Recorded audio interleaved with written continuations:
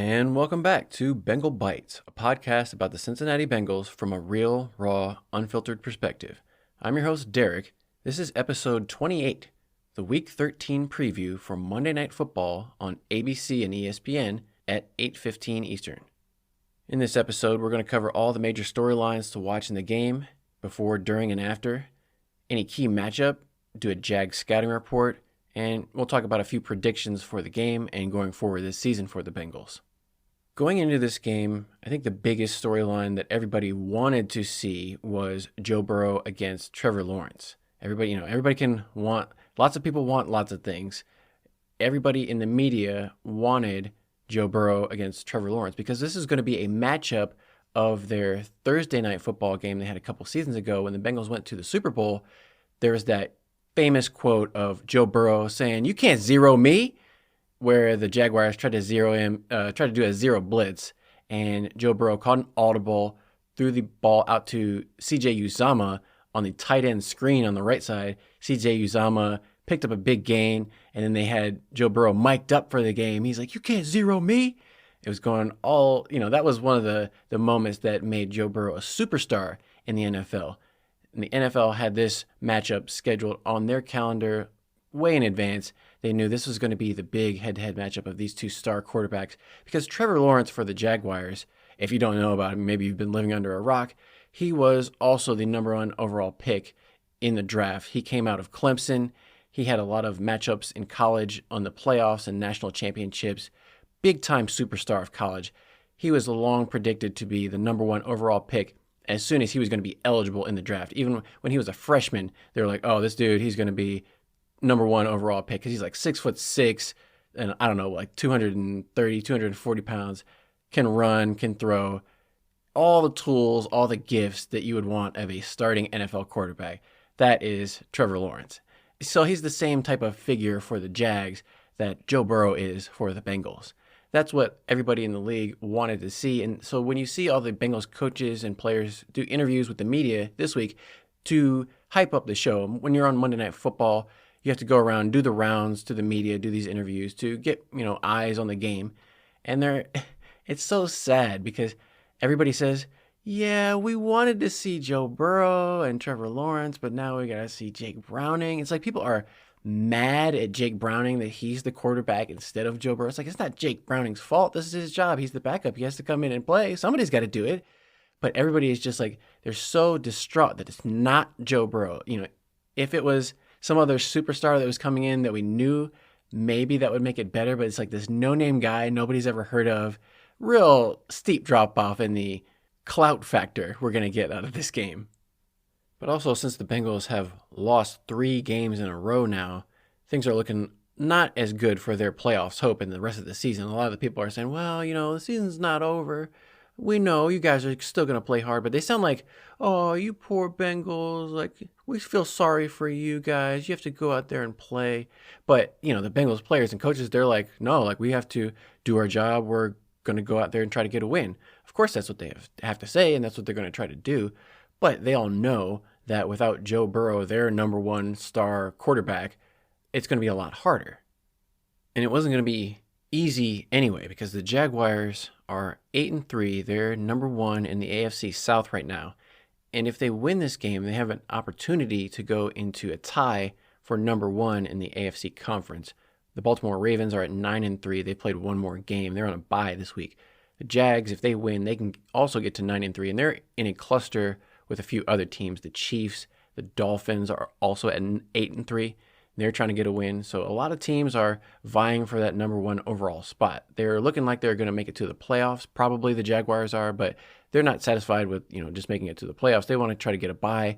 That number one bye is very valuable to teams. Now that there's only one team from each conference gets the bye anymore since 7 teams go to the playoffs. So every team is still fighting for a lot, even if they already have better playoff prospects. Now, Zac Taylor, he would have you believe that everybody's still in it. I want to read a quote from you. I want to read a quote from Zac Taylor because it was so unbelievable. Zac Taylor said in front of a microphone, quote, "No one is out of it. No one is in. We're right where we need to be." What? Sorry, that was my own Continuing with the Zac Taylor quote. We're right where we need to be. We just have to play our best football. Plenty of opportunity in front of us with people we play against that are in similar positions. Maybe slightly more favorable. Oh my God, Zac Taylor. The coach speak is just unbelievable. And trust me, this is going to be my early prediction. After the Bengals lose this game, Zac Taylor and the excuses and the evasiveness are just going to get better and better.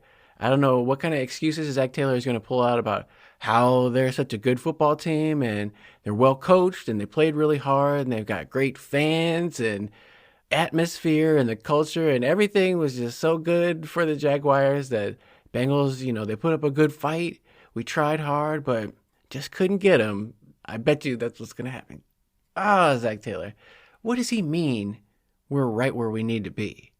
They definitely are not right where they need to be if they lost 3 games in a row. Now, as Lou Anarumo brought up on one of these other shows, he said when they went to the Super Bowl, they were 7-6 at one point. Right now, the Bengals are 5-6, and they're last place in the AFC North. They're 1-6 in the AFC Conference, and they have 0 wins in their division. The AFC North division is pretty much out of reach at this point. Their only really chance of getting into the playoffs would be a wild card, and without Joe Burrow, most people are counting the Bengals out. So a lot of people are asking, okay, well maybe if we're already out, the season is over, let's start to get some younger guys, some more playing time, or tank. Some people are saying they should just tank and try to lose games on purpose to try to get better draft picks. They're not going to do that, obviously. They're going to try to win as many games as possible with whatever players they can. It is a little bit strange that they're relying so heavily on Joe Mixon. I don't know if there's really any other team in the NFL that exclusively uses one running back so much and just have no other options, like Travion Williams, Chase Brown. They're not even getting a chance to touch the ball, so we don't even know if they could do anything because the Bengals aren't even giving anybody else a chance to do anything besides Joe Mixon. When Joe Mixon does get the ball, he's not breaking any tackles. He has no explosiveness, no quickness, no shiftiness, not making anybody miss. He got tackled. It was one-on-one with a cornerback in the hole. Joe Mixon got tackled for a 2 or 3 yard gain by Trenton Thompson against the Steelers. He's constantly running into the backs of his own offensive linemen. Even when there's a hole right next to him, he'll run straight into the back of somebody on his own team and get stopped. So obviously Joe Mixon isn't busting off any long runs this season. We haven't seen that much gaining first downs by Joe Mixon. It's confusing why they're relying so heavily on Joe Mixon, especially because now they've got the backup quarterback in Jake Browning, who could really benefit from a strong running game. Imagine if Jake Browning didn't have to rely on 16 yards of rushing from the rest of the team to help him in his first NFL start. I mean, that's asking a whole lot from Jake Browning. Yeah, he wasn't amazing. And it's hard to say how good did Jake Browning really play because we've never seen him before. Maybe that was the best game Jake Browning will ever play. We don't know. The results weren't that great, but we don't know what is good and what is not good for Jake Browning. So we're hoping, what if that was just, first game jitters? He comes out, looks way better in his second game. He said that now he's got a full week of practice after starting a game to know what it's like now. And he said the practices were way better this week than last week, which doesn't really make any sense because they had 10 days. They played on Thursday and then they had the game the 2 Sundays later. So they had 10 games to get ready. Jake Browning knew for 10 days, a week and a half, that he was going to start. So I don't know what he meant, the practices were better the second week, but we'll have to see. Jake Browning wasn't used to taking those hits the first game either. So his body is going to have to see how it reacts and responds in week 2 and week 3. If he keeps taking sacks from the Jaguars, we'll have to see if he's able to make it and recover and get ready for the next game. But we know that the Bengals are really going to have to figure out something offensively. What they had schemed up last week didn't work. And the thing that was weird about Jake Browning in the interview is he said that the Steelers didn't show them what they were expecting, or they did things that they weren't expecting, which is kind of an indictment to me on the coaching staff, because the coaches are supposed to get the players and the team prepared for what to expect. The coaches are supposed to know what to expect and get the team ready for it. If Jake Browning is coming out and saying, yeah, they just totally fooled us, surprised us with some stuff we weren't even expecting, well, whose job is that? So I hope that the Bengals coaching staff can figure out some better answers for their players, get Jake Browning so that he knows what to expect and what to read on some of the plays. A lot of people were talking about this specific play in the game, the Bengals' third play, first third down of the game. They had a deep combination route to the left sideline. They basically had a layered route combination. They had one guy going short, one intermediate, one guy deep, all on the left side of the field. So Jake Browning is reading short, intermediate to deep. But really, I'm not in the quarterback room. When you think about it, you have to read deep, intermediate to short, because to throw the deep pass, you have to throw a deeper pass sooner than you would a short pass. Short passes, in some circumstances, not all circumstances, but in this type of a route, you have more time to say, okay, is the short route open or not? You can kind of throw it and have time. But if you're going to throw deep, you have to throw early. You can't wait. You can't throw deep late, because by then it's too late. You'll underthrow the pass.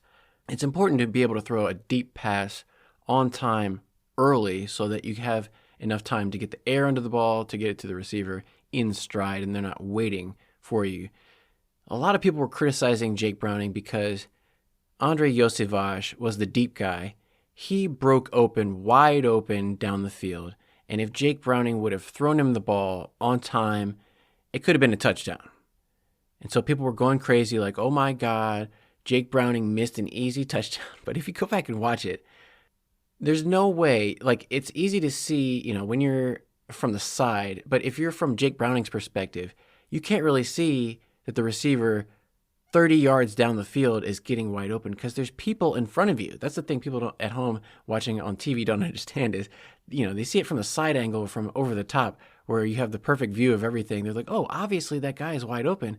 But when you're on the field and you've got a helmet on and there's 300-pound man in front of you, it's a little bit more difficult to see what's going on 30 yards down the field. So that's number one. It would be surprising for Jake Browning to see that this was going to be open. But number two, he would have had to throw it so early and with so much anticipation to get it there. Otherwise, the only quarterback who could have thrown it, because he would have had to throw it 70 yards in the air. So Josh Allen for the Bills, Justin Herbert for the Chargers, those are maybe the only two quarterbacks I can think of off the top of my head that would have been able to make this throw legitimately. If you're asking, Jake Browning is not either one of those two guys. Let's be realistic. He's not making that throw. Jake Browning can't throw it 70 yards in the air, okay?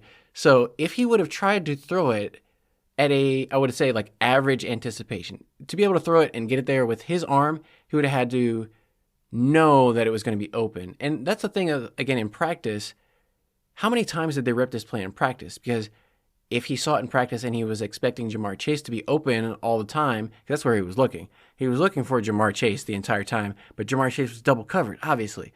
So he was looking, staring at Jamar Chase. He was like, oh, crap, Jamar's double covered. And then he didn't know what to do because, the deep guy, by that point, deep guy is way too far out of the picture. He would have had to stop and come all the way, turn around and come back for the ball.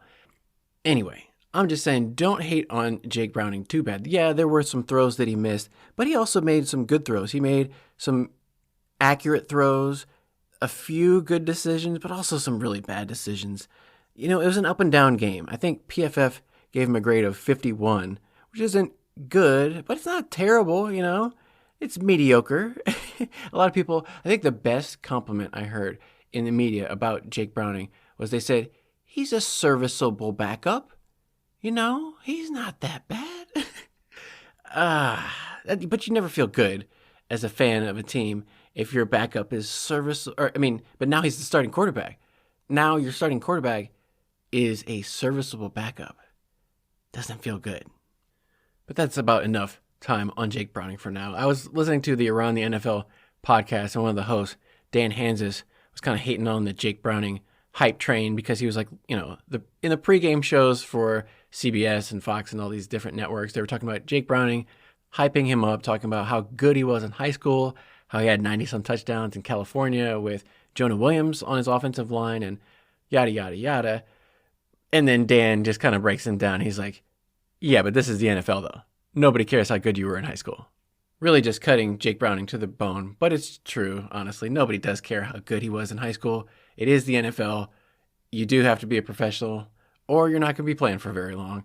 And I feel bad for Jake Browning because I'm rooting for him, honestly. He's showing more vulnerability and insightfulness in some of his comments in these press conferences, more so than Joe Burrow, who is much more calculated and robotic in some of his answers.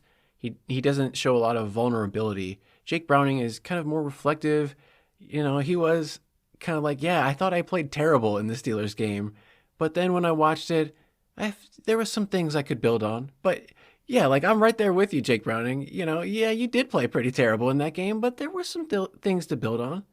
So, it's like, okay, I can root for this guy. He's not very good, but at least he's honest. He's not like Zac Taylor where he's just going to lie to me and tell me like, oh yeah, I played really good and I meant to throw it to this guy where he tipped the ball up in there and then Jamar Chase caught it. That's what I meant to do. Like, at least he's not lying to my face. At least he's honest with me. So I can root for Jake Browning. If they can somehow pull off a win, I will be happy for Jake Browning and the rest of this team. One of the things that should help the Bengals in this game is some of their injured players, key players, are going to be coming back.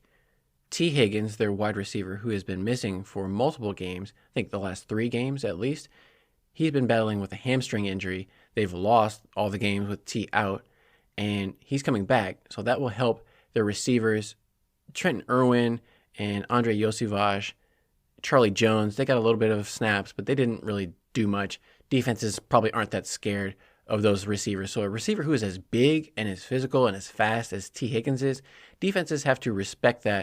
And that should free up Jamar Chase a little bit more so he can get open and not be doubled as much. Maybe Jake Browning can get single coverage on T or Jamar.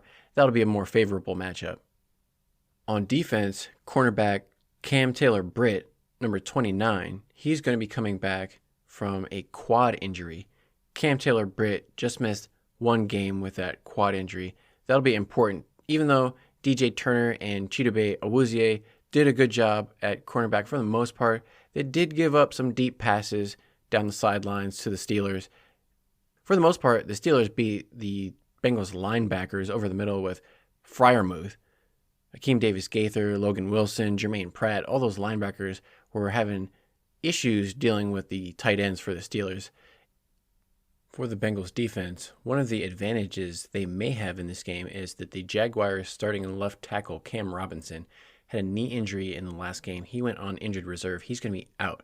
That's a very important position for any offense. Left tackle, blind side, all that kind of stuff. I don't know if he was playing at a Pro Bowl level, but one of their top offensive linemen being out. And that's the side that Trey Hendrickson, the Bengals' top pass rusher, has been lining up against. So the Jaguars are going to have Walker Little move out to left tackle. He's played some tackle. I think back in college he was a tackle. And the Jaguars also traded for Ezra Cleveland right before the trade deadline with Minnesota. He's going to come in and play left guard in place of Walker Little, who's bumping out to tackle. That could be a favorable matchup for Trey Hendrickson. He's at 10.5 sacks, but he hasn't been getting a lot of pressures lately, especially since he got that knee injury in the game against the Texans. He's not quite played at that high level he was at the beginning of the year. So it's going to be interesting to see a little bit more time to rest up and a little bit better matchup for Trey Hendrickson. Maybe he can get some pressure on Trevor Lawrence, force some turnovers, some fumbles, something that could happen for the Bengals defense. One of the other storylines that a lot of people are going to talk about in this game inevitably is the battle of the two brothers coaching against each other. Zac Taylor, the head coach for the Bengals, who also calls the Bengals offensive plays, he's going to be going up against his brother, Press Taylor, who is the offensive coordinator and play caller for the Jaguars. They're both calling the offensive plays because they both played quarterback because their dad was the coach, yada, yada, yada. Their dad still is like the high school, or I don't know where their dad is the coach of in Oklahoma, but he's in Norman, Oklahoma, and everybody in Oklahoma is going to be all excited about this game to watch these two guys coach against each other. Press Taylor has the winning record, actually. Zac Taylor's record is 1-2-1 against his brother. 2 losses and a tie, but he got that one win, which was that Jacksonville Thursday night football game where you can't zero me. That was mostly the Joe Burrow game, though. But speaking of Joe Burrow, the storylines obviously are Joe Burrow is helping out Jake Browning, helping him get prepared. But the Bengals have quarterbacks coaches, offensive coaches who can get Jake Browning prepared, just like they have been getting Joe Burrow prepared when he was going to be the starting quarterback. So one thing that was interesting was they said Joe Burrow, instead of going to some of the offensive meetings, he went and sat in on the defense's meetings this week in third down installations, which, third down is like the money down, most important down. Joe Burrow wanted to be there so he could understand what a NFL defense does in their preparations, how they get ready to stop an offense. And so they were asking Joe Burrow questions about, as a quarterback, what would he do in that scenario? So it's very interesting how maybe Joe Burrow is helping out the defense by giving them a little bit of an insight into how a quarterback would prepare and read defenses. And at the same time, Joe Burrow is increasing his knowledge and his skills. Everybody would love to imagine that Joe Burrow is just going to help Jake Browning out of altruism and responsibility to the team, but Joe Burrow wants to make himself better too. So I love the fact that Joe Burrow is getting better any way that he can. Since he can't play, he's studying defenses, learning how to get better that way. But yeah, that's about as feel-good of a story as you're going to get from the Bengals. Otherwise, it's a lot of doom and gloom, not a lot of optimism. And going into this game, there's not a whole lot of reason to be optimistic based on the Bengals' history of, I think they've lost 15 road primetime games after that Ravens loss where Joe Burrow hurt his wrist and it was a horrible night. But now going into Monday Night Football, the Bengals on the road in Monday Night Football games are 3-20, the worst record in NFL history. No other team has a worse record on Monday Night Football than the Bengals. And they've lost 9 Monday Night Football road games in a row. Their last victory on Monday Night Football was in 1990 against the Browns. It's been over 30 years since the Bengals won on the road in Monday Night Football. So history has not been kind to the Bengals in these situations. But Jacksonville, on the other hand, they don't have a lot of experience playing in Monday Night Football games at all, because this is going to be their first Monday Night Football game at all since 2011. It's been 12 years since the Jags played on Monday night at all. So this is going to be a big moment for all their players. None of their players have played in a Monday Night Football game, obviously. They haven't been in the league that long. So a lot of their players are going to be hyped up for this first Monday Night Football experience because this is a special game. It's a standalone game. It's not only Sunday Night Football where you're the only one playing, but you're the only game for this day. And this is kind of a premier feature matchup for these two teams. So the Jaguars organization, I'm sure they're going to do a lot of things similar to how the Bengals did their Ring of Honor ceremony and stuff for their Monday Night Football game. I'm sure the Jags, this is going to be a highlight moment for their organization, their franchise. They may do something special in the pregame and halftime, all that stuff. It's going to be a big festival, a celebration for the Jaguars when they get down there. The Bengals are going to have to combat that whole atmosphere of excitement for the Jaguars. They're going to be in a hostile crowd. The crowd is going to be against them. Everybody's going to be rooting for the Jaguars at their home stadium, obviously. But in the media, it kind of feels like everybody is expecting the Jaguars to win. I didn't see anybody pick the Bengals to win this game. The Jaguars are favored by 9 points, or 8.5 to 9 points, where you look, and the over-under is like 37 to 38 points. They don't expect it to be a high-scoring game, but they also expect the Jaguars to win by a lot. Probably saying that they don't expect the Bengals to score a lot of points with Jake Browning at quarterback. Honestly, if the Bengals scored 20 points with Jake Browning at quarterback, I think that would be a victory in and of itself, no matter what the defense does, because I know Zac Taylor isn't worried about the defense. He doesn't think in terms of that. Zac Taylor only thinks in terms of offense, quarterback, and if Jake Browning can lead the Bengals to 20 points, that's a win in Zac Taylor's book. It's all up to Lou Anarumo after that.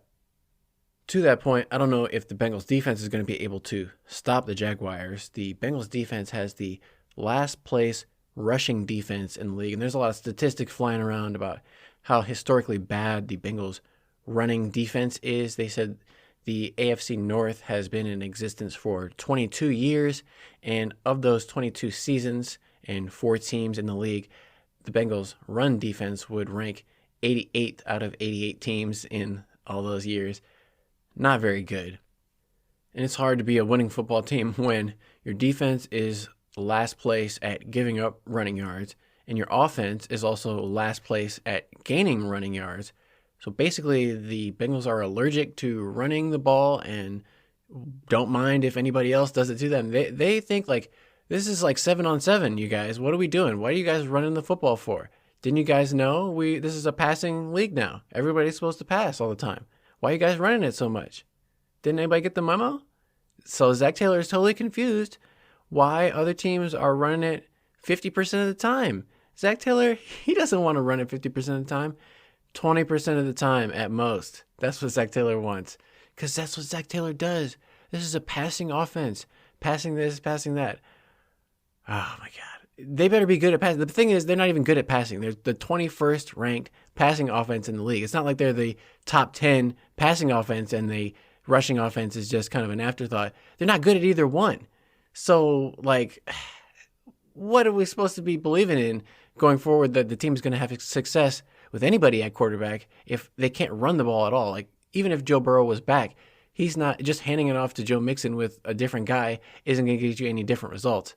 Maybe Joe Burrow would call some slightly different audibles at the line of scrimmage to get them in a better play. There were some times in the game against the Steelers where Jake Browning was calling audibles and then they would like lose yards. So it's like, wait a minute, I don't think you meant to switch into the play that lost yards. That might have been a bad call. Maybe Joe Burrow would have picked something different in that situation to get a positive play. Who knows? But Bengals defense is going to have their hands full stopping Travis Etienne. He's the running back, the main running back. Trevor Lawrence is also a pretty good runner in himself, but they also have a lot of running backs in their backfield that are carrying the load. They're not like the Bengals where they put everything onto Joe Mixon. They have Tank Bigsby is another one of their rookie running backs. And they also have D'Ernest Johnson, who was on the Browns last year. I feel like, didn't he have like 100 and something yards against the Bengals?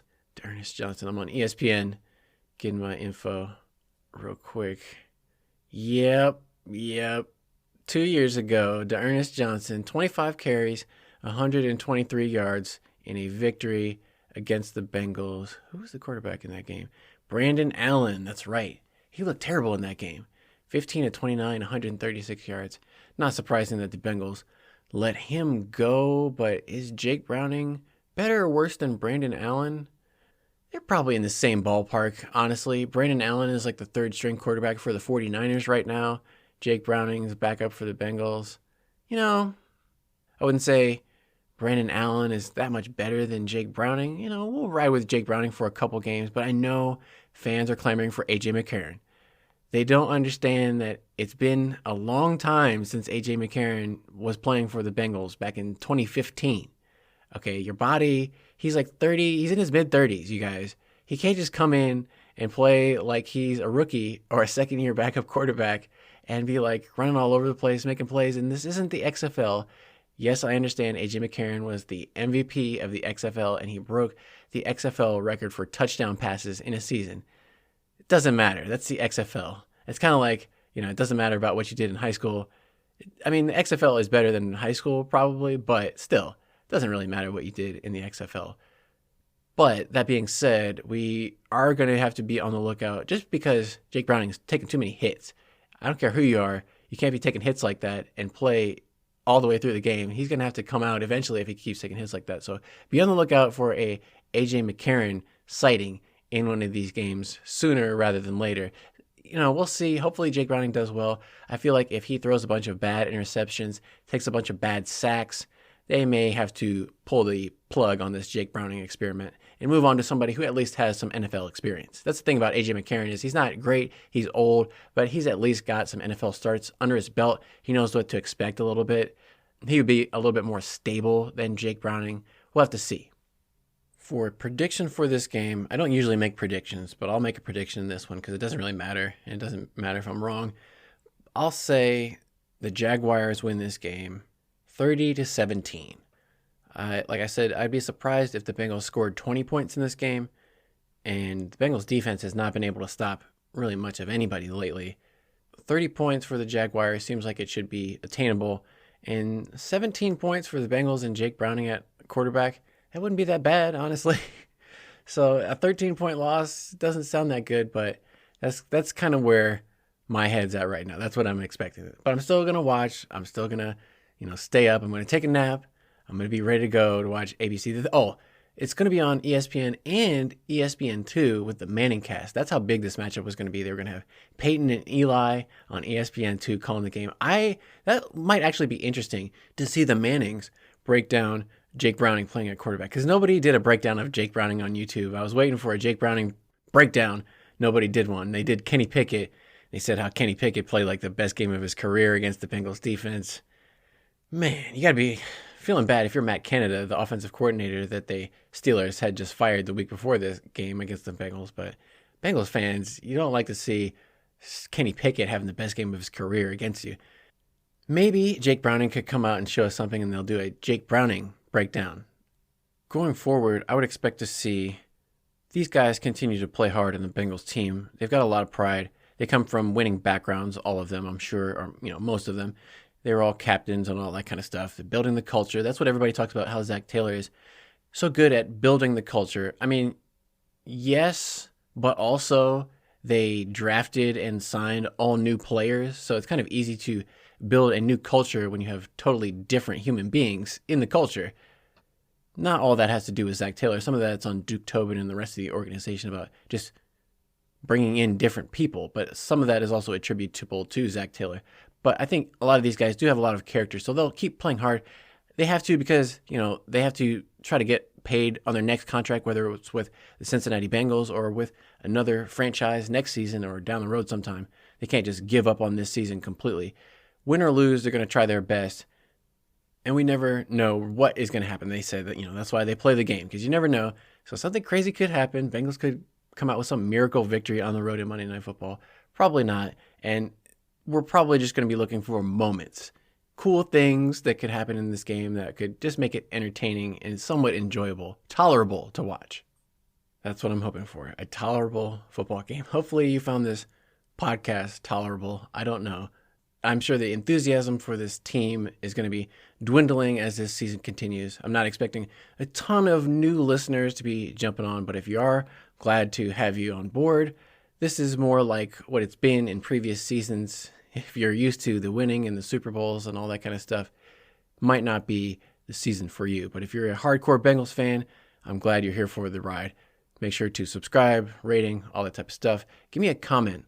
Let me know what you think. Let me know whether you want Jake Browning to play quarterback or A.J. McCarron. Who do you think should be the quarterback from here on out for the Bengals? And what do you think their record is going to be from here on out? Do you think they're going to win any games?